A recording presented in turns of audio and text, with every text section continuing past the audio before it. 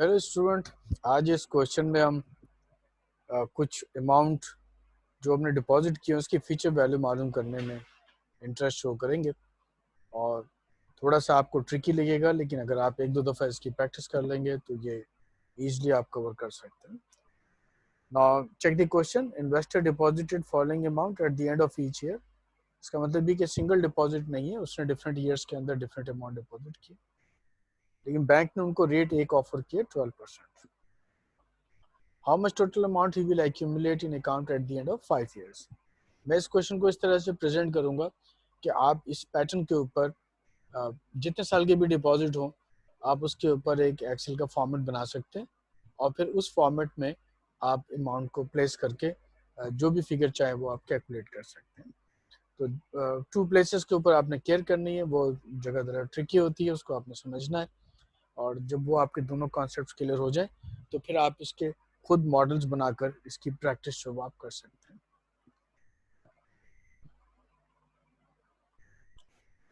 So first, जितनी information हमारे पास थी उसको हमने डिफरेंट कलर दे देना है, ताकि हमारे पास ये मालूम हो कि ये इंफॉर्मेशन हमारे पास पहले से अवेलेबल थी और ये जो रेट था ये भी हमारे पास गिवन था।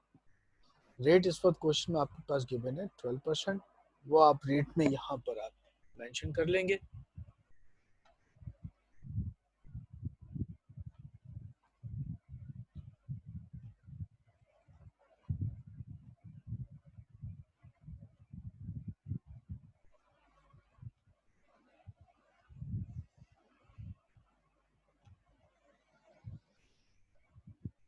मैं चीज़ें थोड़ा सा आपके लिए क्लियर कर दे रहा हूँ ताकि आपको समझने में आसानी हो। Student, rate in your question is 12%, तो आप यहाँ 0.12 मेंशन कर दें। ये रेट आ गया आपका। कैश डिपॉजिट आपने जो डिफरेंट ईयर्स के अंदर डिपॉजिट किए, लाइट से फर्स्ट ईयर 5000 है, देन सेकंड था 6000 है, then student we have 7000, 9000 and 6000। ये ख्याल रहे कि डमी अमाउंट है, आप कोई भी अमाउंट एज्यूम करें। बेसिक आपने स्ट्रक्चर को समझना है कि हम उसको कैलकुलेट कैसे करते हैं। Now going back to question, first see question में वो कहता है कि उसने ये अमाउंट जो डिपॉजिट किए eight the end of each year किए। इसका मतलब ये कि ये अमाउंट ग्रो करेंगे और उसको टोटल अमाउंट कब चाहिए, how much total amount he will accumulate in account eight the end of 5 years। इसका मतलब ये जो अमाउंट उसने डिपॉजिट किया फर्स्ट ईयर में, ये फर्स्ट ईयर से लेकर 5th ईयर तक अकाउंट में डिपॉजिट रहेगा। तो इसके कंपाउंडिंग ईयर बनेंगे। कंपाउंडिंग ईयर का मतलब ये है कि ये अमाउंट आपके अकाउंट में कितने साल तक रहेगा।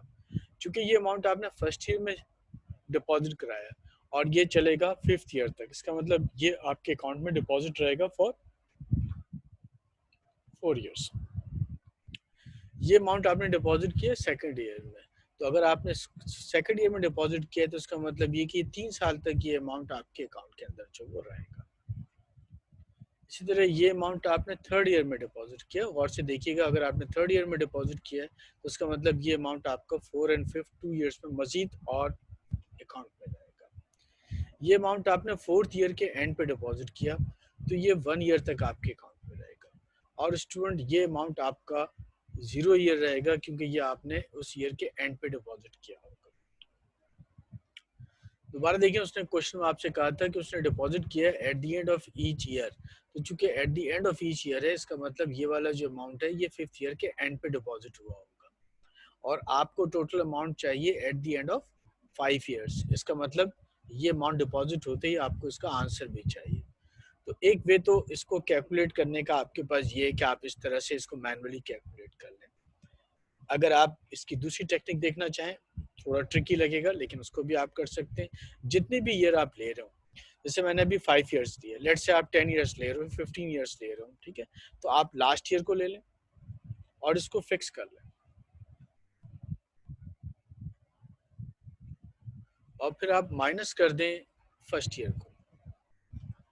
देखिए ये आपको ऑटोमेटिक ये फिगर दे देगा। अगर आपने इसको फिक्स कर दिया होगा जैसे मैं समझा रहा हूँ, तो फिर जब आप इसको ड्रैग करेंगे तो ये खुद से आपको तमाम वैल्यूज कैलकुलेट करके दे देगा। Future value interest factor quite easy. इसमें आपने 1 प्लस जो भी इंटरेस्ट का फैक्टर लिया हुआ है वो ले लें और जितने साल तक ये ग्रो करेगा वो फैक्टर लें।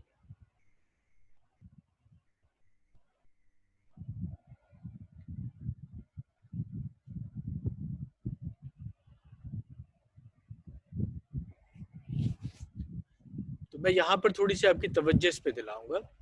गौर से देखिएगा आप क्या कर रहे हैं। आप 1+ इंटरेस्ट का रेट ले रहे हैं और पावर में आप ले रहे हैं कि कितने साल तक ये ग्रो करेगा।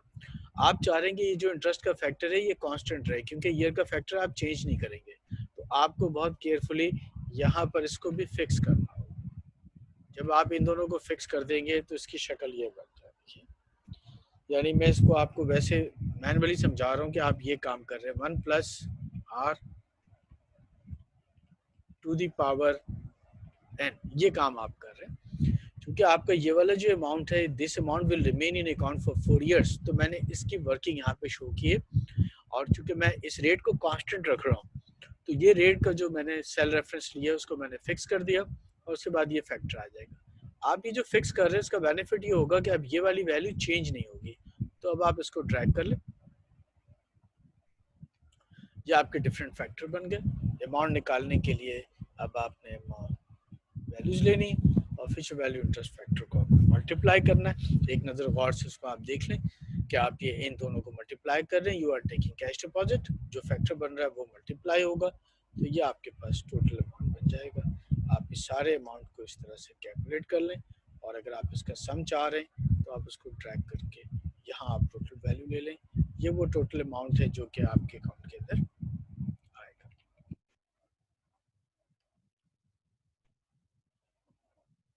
इस स्ट्रक्चर का बेनिफिट ये है कि अब अगर मैं आपके इस क्वेश्चन के अंदर 0.112 को 0.15 कर दूं तो आपके सारे आंसर चेंज हो जाएंगे।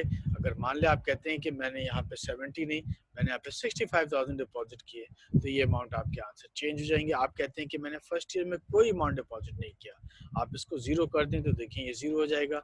आप कहते हैं मैंने लास्ट ईयर में भी कोई अमाउंट डिपॉजिट नहीं किया, आप इसको जीरो कर दें। आप कहते हैं कि यहाँ पर ये 1,25,000 था, तो ये आ जाएगा। इसका मतलब ये कि एक दफ़ा अगर आपने ये स्ट्रक्चर की प्रैक्टिस कर ली 5 years पे 10 years के ऊपर, तो फिर आप इसको जैसे चाहें वैल्यूज़ को आप चेंज कर सकते हैं and your question will give you a proper answer. Hope कि आपको लेक्चर पसंद आएगा। फीडबैक देना मत भूलिएगा और चैनल सब्सक्राइब करके बेल आइकन प्रेस कर दें, तो मैं आपको और अच्छी अच्छी इंटरेस्टिंग चीज़ें कराता रहूँगा, लेकिन मॉडल बेस्ड कराऊँगा ताकि आप एक दफ़ा उसके सिस्टम को अगर समझ लें तो उसके बाद फिर आप उसको एज ए टूल यूज़ कर सकते हैं। Thank you very much.